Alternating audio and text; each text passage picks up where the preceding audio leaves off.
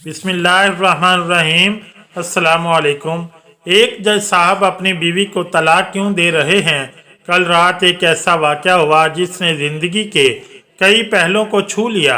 करीब शाम 7 बजे होंगे।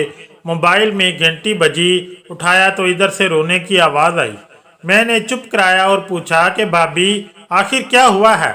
इधर से आवाज़ आई कि आप कहाँ हैं और कितनी देर में आ सकते हैं। मैंने कहा आप परेशानी बताएं, भाई साहब कहाँ हैं और माँ किधर है, आखिर हुआ क्या है? लेकिन इधर से सिर्फ एक ही रट के आप फौरन आ जाएं।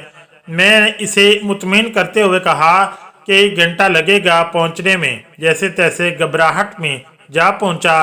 देखा कि भाई साहब जो हमारे जज दोस्त हैं सामने बैठे हैं। भाभी जी रो रही हैं। 12 साल का बेटा परेशान है और 9 साल की बेटी भी कुछ नहीं कह पा रही। मैंने भाई साहब से पूछा कि आखिर हुआ क्या है, क्या बात है? भाई साहब कुछ जवाब नहीं दे रहे थे।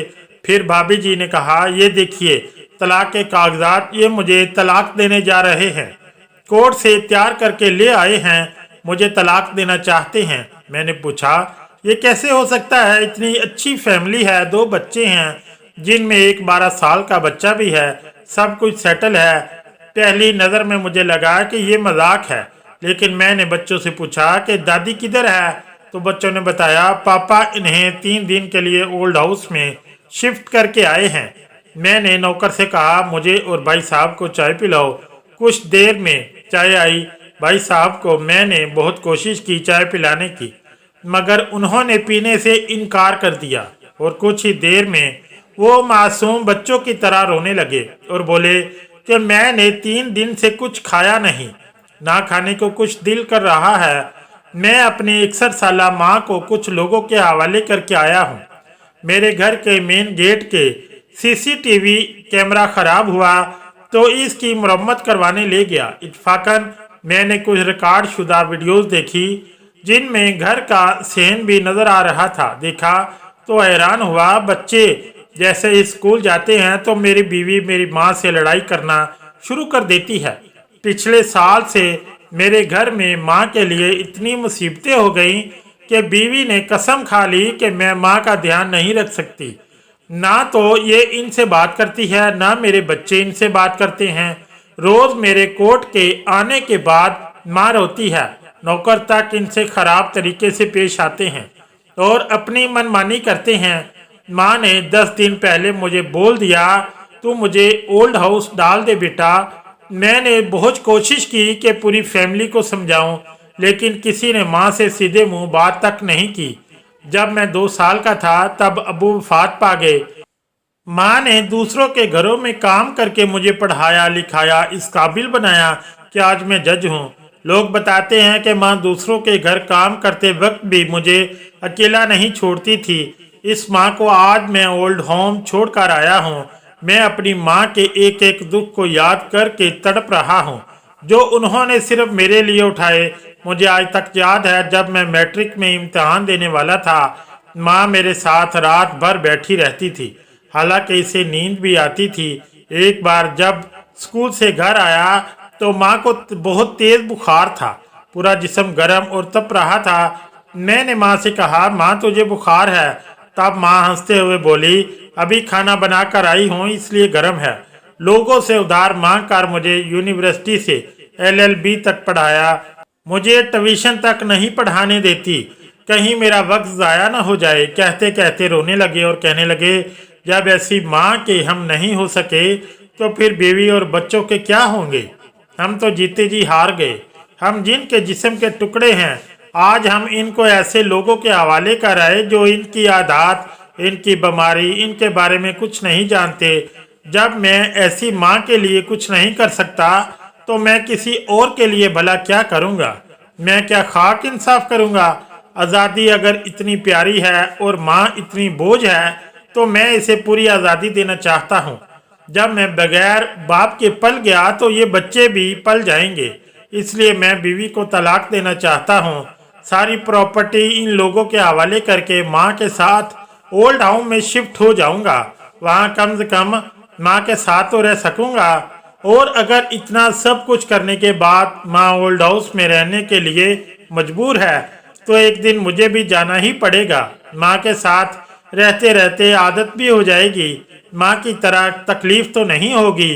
जितना बोलते इससे ज़्यादा वो रो रहे थे। इन्हीं बातों में रात के 12:30 हो गए। मैंने भाभी जी के चेहरे को देखा। इनके चेहरे पर पछतावा साफ नजर आ रहा था। मैंने ड्राइवर से कहा कि अब हम ओल्ड हाउस जाएंगे।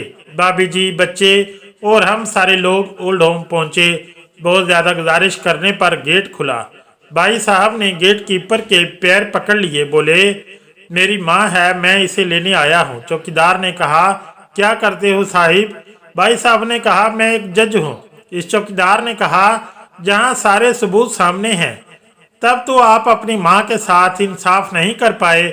जब माँ के साथ इंसाफ ना किया तो औरों के साथ क्या खाक इंसाफ करते होंगे। इतना कह के हम लोगों को वहीं रोक कर वो अंदर चला गया। अंदर से एक औरत आई जो वार्डन थी। इसने बड़े जहरीले अल्फाज में कहा, रात 2 बजे आप इसे लेकर कहाँ जा रहे हैं? कहीं मार तो नहीं देंगे? मैंने कहा, खुदा का खौफ करें, कैसी बातें कर रही हैं बहन? आप यकीन कीजिए ये लोग बहुत पछता रहे हैं। आखिर में किसी तरह इनके कमरे में ले गई। कमरे का जो नज़ारा था इसी अल्फाज में नहीं बयान कर सकता। सिर्फ एक फोटो जिसमें पूरी फैमिली है, वो भी माँ की बगल में जैसे बच्चे के सुला रही है। मुझे देखा तो इसे लगा कहीं बात खुल ना जाए, लेकिन जब मैंने कहा हम लोग आपको लेने आए हैं तो पूरी फैमिली एक दूसरे से लिपट कर रोने लगी। आसपास के कमरों और भी बुजुर्ग थे। सब लोग जाकर बाहर आ गए। इनकी आंखें नम थी। कुछ वक्त के बाद चलने को तैयारी हुई। पूरे ओल्ड होम के लोग बाहर आए। बड़ी मुश्किल से हम ओल्ड होम के लोगों को छोड़ पाए। सब लोग इसी उम्मीद से देख रहे थे कि शायद इन्हें भी कोई लेने आ जाए। रास्ते भर बच्चे और भाभी तो चुप रहे, मगर माँ और भाई साहब एक दूसरे के जज्बात को अपने पुराने रिश्ते पे बुठा रहे थे। घर आते आते 3:45 बज गए। भाभी जी भी समझ चुकी थी कि खुशी की चाबी आखिर है कहाँ। मैं भी चल दिया, लेकिन रास्ते भर वो सारी बातें और नज़ारे आंखों में घूमते रहे। माँ सिर्फ माँ है, इसको मरने से पहले मत मारिए। वालिदैन हमारी ताकत है, इन्हें कमज़ोर ना होने दे। अगर वो कमज़ोर हो गए तो सकाफत की रीढ़ कमज़ोर हो जाएगी, और बिना रीढ़ का समाज कैसा होता है, ये किसी से छुपी हुई बात नहीं है। अगर आपके आसपास या रिश्तेदार में इस तरह का कोई मसला हो तो इन्हें ज़रूर पढ़ाएं और अच्छी तरह समझाएं। कुछ भी करें, लेकिन हमें जन्म देने वाली माँ को बेघर और बेसहारा ना होने दें। अगर माँ की आंख से आंसू गिर गए तो ये कर्ज कई जन्मों तक रहेगा। यकीन माने तुम्हारे पास सब कुछ होगा, लेकिन कभी भी सुकून नहीं होगा। सुकून सिर्फ माँ के आंचल में ही होता है। इस आंचल को बिखरने मत देना। वीडियो अगर पसंद आए तो लाइक और शेयर ज़रूर कीजिएगा। मिलते हैं आपकी खिदमत में नई वीडियो के साथ। तब तक के लिए इजाज़त दीजिए। अल्लाह निगहबान।